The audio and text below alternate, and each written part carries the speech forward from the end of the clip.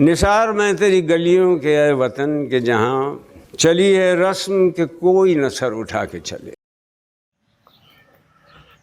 السلام علیکم. وعلیکم السلام. کیا حال ہے عبداللہ؟ اللہ کا شکر, آپ سنائیں. ٹھیک ٹھاک, شکر اللہ کا. جی سر, آج کیا موضوع ہے ہمارا ہم خیال گروپ کا؟ لوگ کیڑے کیوں نکالتے ہیں. اچھا, یہ آپ کو کہاں سے سوچی؟ یہ اس طرح کے عموماً آپ نے دیکھا ہوگا کہ ہم کوئی کام کرے نا, ہم نہیں, کوئی بھی اچھا کام کرے تو لوگ اسے اپریسیشن کے بجائے اس میں سے وہ نقطے تلاش کرتے ہیں جہاں پہ انہیں اپنی سیٹسفیکشن مل جاتی ہے کہ یہ اس میں یہ غلط ہے, اس میں یہ غلط ہے, اس میں یہ غلط ہے.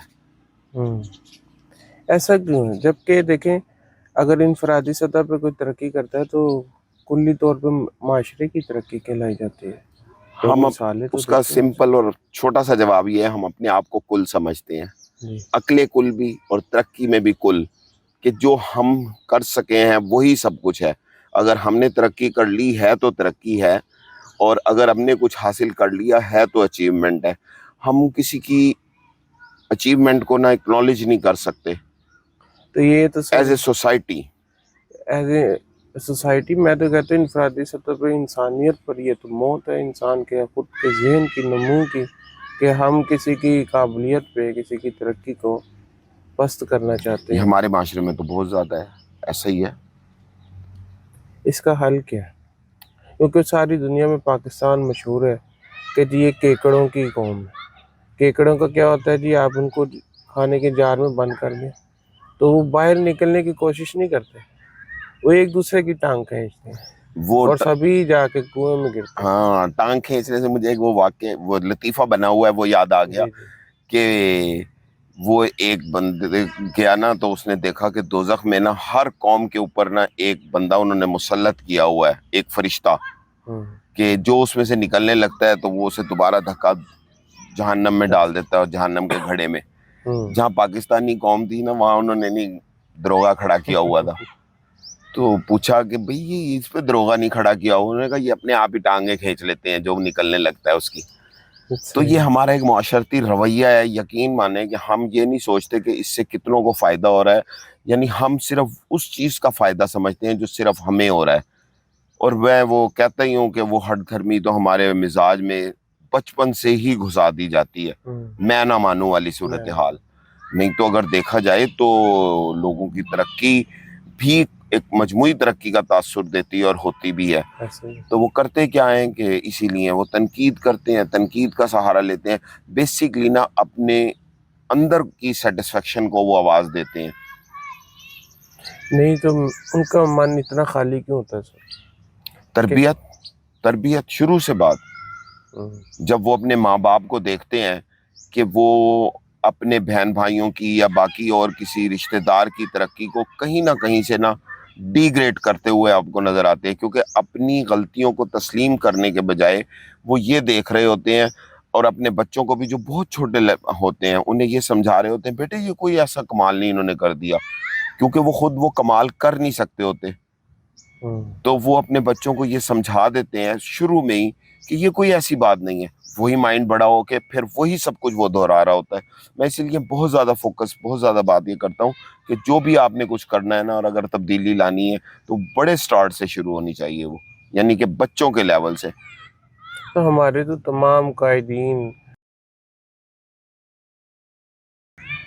اعظم تک اور اس کے بعد جتنے بھی سیاسی لیڈر ہو جائیں یا سماجی لیڈر ہو جائیں, باتیں تو وہ یہی کرتے ہیں وسعت نظر کی, لیکن پیدا کیوں نہیں ہو پائی ہماری قوم کے اندر؟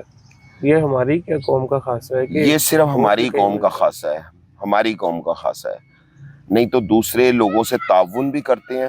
میرے ایک دوست ہیں وہ جرمنی سے آئے اور 20 سال انہوں نے ایک کمپنی میں کام کیا.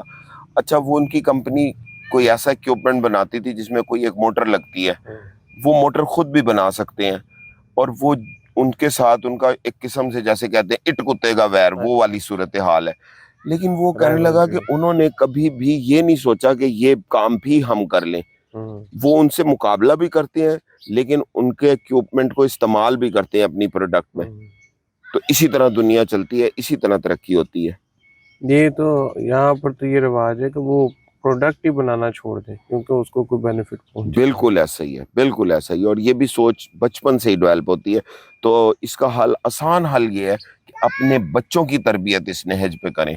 अगर कोई हमारे से भी ये कोई बात समझ किसी को आ सकती है तो वो यही है कि सूखी लकड़ियों को मोड़ा नहीं जा सकता। तो जिनकी तरबियत हो गई सर, जो माशरे में खुले फिर रहे हैं, उनसे अपने आप को किस तरह बचाएं, इसका भी कोई बताएं। और किस तरह जांचा जाए कि आया इस शख्स की ये फितरत है। आपको खुद पता लग जाएगा। जब भी आप किसी के पास बैठेंगे, वो आपकी हर बात में कोई नुक्स निकाल देगा ही, हर बात में कोई नुक्स निकाल देगा।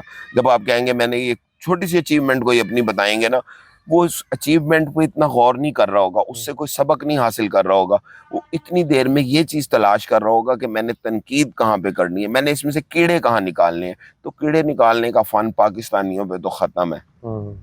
तो यही सूरत हाल है। और इसमें तब्दीली सिर्फ इसी तरह आ सकती है क्योंकि हम कोशिश करते हैं कि अपने चैनल पे ना तनकीद करने के साथ साथ एक सजेशन भी दें। तो सजेशन मेरी तो इसमें यही है, नाकिस राय, कि शुरू से जब आप बच्चों की अपनी तरबियत करें, और ये फिर हम पेरेंटिंग पे भी चले जाते हैं कि जब अपने बच्चों की आप तरबियत करें ना, उन्हें अप्रिशिएट करना सिखाएं, कि वो लोगों को अप्रिशिएट करें, उन्हें किसी की खुशी में खुश होना सिखाएं, जेलसी फील ना हो। लेकिन हम ये करते ये देखें ना, जब हम स्टडी करते हैं, एक अमूमन माँ बाप ये करते हैं कि जब बच्चा घर गया, अच्छा आपके इतने नंबर हैं, बेशक उसका एक नंबर कम हो, तो वो उस पे भी उसे तनकीद का निशाना बनाते हैं। और जो उससे ऊपर 1 2 3 बच्चे अगर होते हैं ना, तो वो लाजमी कहेंगे उसमें ऐसी क्या खूबी थी, उसके भी 2 हाथ थे, उसके भी आप जितना ही सिर था, बेटे आप क्यों नहीं वो कुछ कर सके। उसे वहां ठहरने नहीं देते। तो एक दौड़ शुरू हो जाती है और वो ये रेस वो अपने बुढ़ापे तक ही जारी रखता है। और फिर अल्टीमेटली उसका ये नतीजा निकलता है, वो ऐसे बहाने तलाश करता है, ऐसी चीजें ढूंढता है, वही कीड़े निकालने वाली बात।